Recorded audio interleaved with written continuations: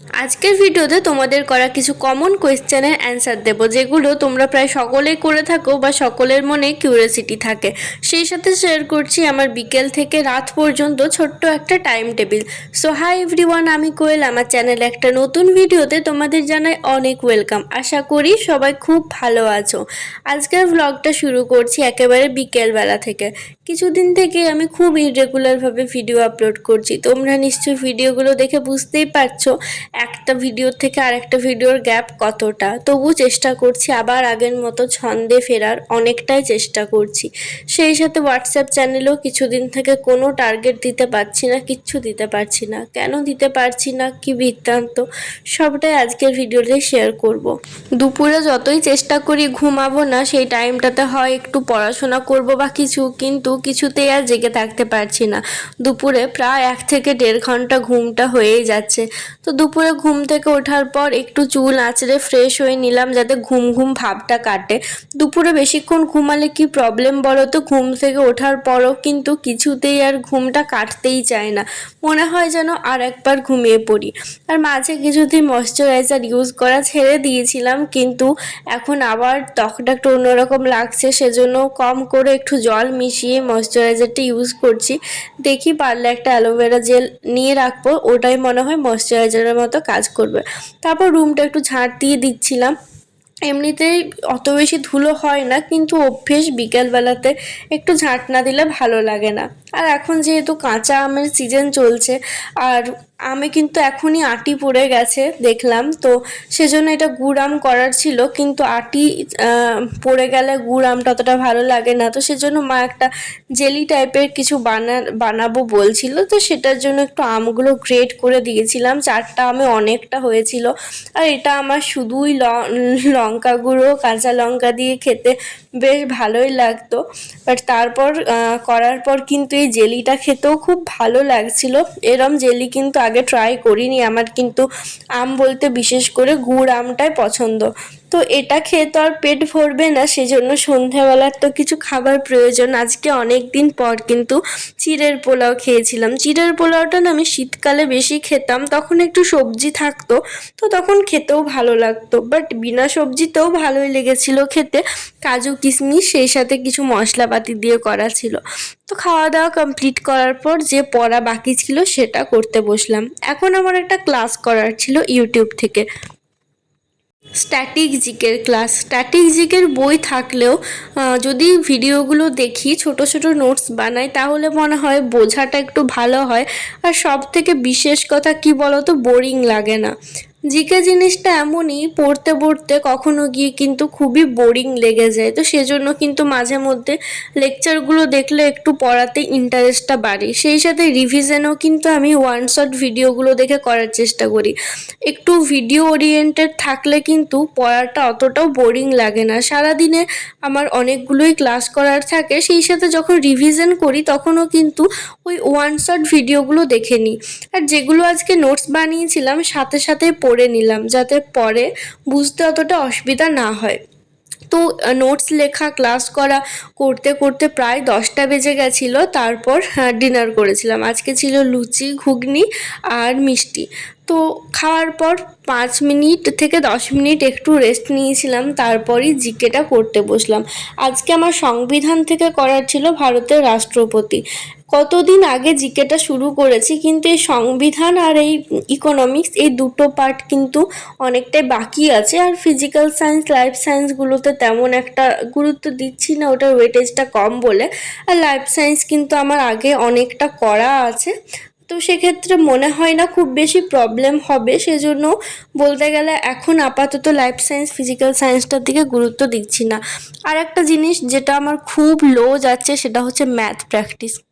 তো ম্যাথে ইমপ্রুভ করার জন্য ভেবেছি একটা 15 ডেজের ম্যাথ চ্যালেঞ্জ নেব, যেখানে 15 দিনে 15টা চ্যাপ্টার কভার করব। তারপর নেক্সট 15 দিন শুধুমাত্র রিভিশন করব।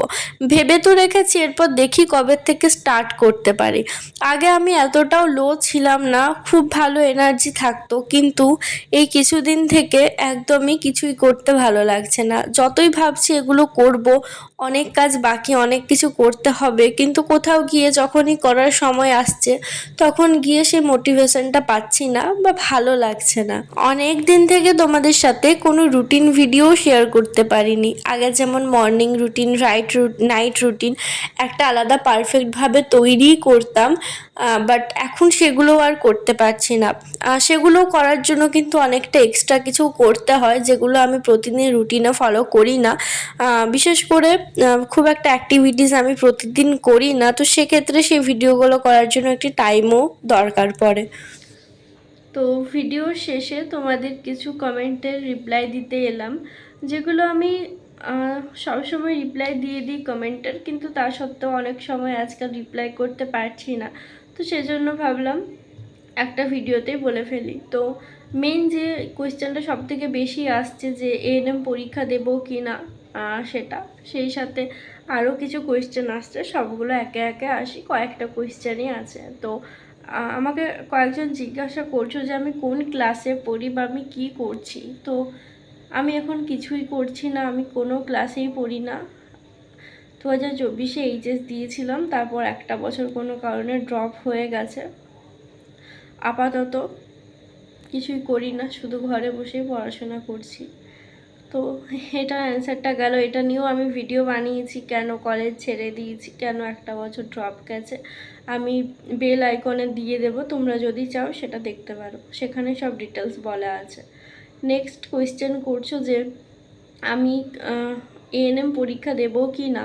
তো সত্যি বলতে আমি নিজেও জানি না আমি দেবো কি না। যদি ফর্ম বার হয় এমনি ফিল আপ করবো, নর্মাল, ইচ্ছা হলে দেবো, না ইচ্ছা হলে দেবো না। মানে যেটা হচ্ছে প্রিপারেশান ছাড়া বা এমনি নর্মাল যেমন অনেকেই পরীক্ষা দেয় সেটা তেমনই, এক্সট্রা সেটার জন্য কোনো পড়ছি না, ওই আগে যা পড়েছি সেটাই। এরপর কেন পড়ছি না, কেন হঠাৎ করে ভাবছি যে সেটা করবো না, সেটা নিয়েও ভিডিওতে বলা আছে, সেটাও আমি বেল আইকনে দিয়ে দেবো, তোমরা চাইলে সেটা চেক আউট করতে পারো। এই ভিডিওতে এখন যদি বলি অনেকটা টাইম লেগে যাবে, ভিডিওটা অনেক লেন্দি হয়ে যাবে। তো চলো, এরপর আরেকটা কোয়েশ্চেন যে ফিজিক্যাল সায়েন্স পড়ছি কি না। এটা মনে হয় ভাবছো যে এএনএমের জন্য, তো ভাবছো যে পরীক্ষা দেবো আর ফিজিক্যাল সায়েন্স পড়ছি কি না। তো যেহেতু আমি ওই পরীক্ষাটা দেবো না, নর্মাল যে পরীক্ষাগুলো আছে সেটাতে ফিজিক্যাল সায়েন্স, লাইফ সায়েন্স তেমন একটা আসে না। এরপর আসি কোন পরীক্ষার জন্য পড়ছো। নর্মাল জিকে, ম্যাথ,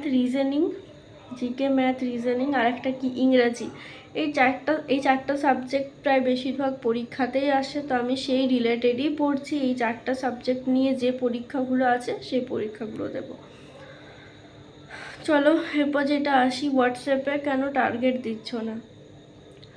আমি দিতে পারছি না কারণ লাস্ট কিছুদিন থেকে প্রচণ্ড কিছু জিনিস নিয়ে টেনশনে আছি। যদিও এটা করা ঠিক নয়, আমি যখন গ্রুপটা খুলেছি তোমাদের টার্গেট দেব বলে, বাট আমি কন্টিনিউ করতে পারছি না। আমি গ্রুপে যে একটা মেসেজ করে দেবো, আমার সেই কোথাও গিয়ে সেই এনার্জি বা কিছুই আমি বুঝতেই পারছি না আমি কি করব। আমি চেষ্টা করছি করার, কিন্তু হয়ে উঠছে না। আমি চেষ্টা করব কন্টিনিউ টার্গেট কুইজ দেওয়ার, বাট যদি না পারি তাহলে আমি তোমাদের যে টার্গেটগুলো এতদিন দিয়েছিলাম তোমরা সেই রিলেটেডই পরের চ্যাপ্টারগুলো ওইভাবে নিজেরা টার্গেটটা বানাও। আর আমি তো কয়েকটা ইউটিউব চ্যানেলের লিঙ্ক দিচ্ছিলাম, তো তোমরা সেখান থেকে কিন্তু সমস্ত সাবজেক্টই পেয়ে যাবে, সেটার জন্য কোনো অসুবিধা হবে না। এরপর কি কারণের জন্য এত টেনসড আছি, এত কি করব কিছু বুঝতে পারছি না, সেটা না হয় অন্য একটা ভিডিওতে বলবো। তো এই ছিল আজকের ভিডিও। কতটুকু কি শেয়ার করতে পারলাম জানি না, যেটুকু পারলাম বলার চেষ্টা করলাম। আর খুব তাড়াতাড়ি আবার আগের মতো ভ্লগ নিয়ে আসবো। আর যদি তোমাদের কিছু কোয়েশ্চেন থাকে আমাকে কোয়েশ্চেন করো, আমি কমেন্টে রিপ্লাই দেবো, পারলে আমি অন্য ভিডিওতেও বলে দেবো। তো বাই, সবাই খুব ভালো থেকো, সুস্থ থেকো। অন্য একটা ভিডিওতে খুব তাড়াতাড়ি দেখা হচ্ছে।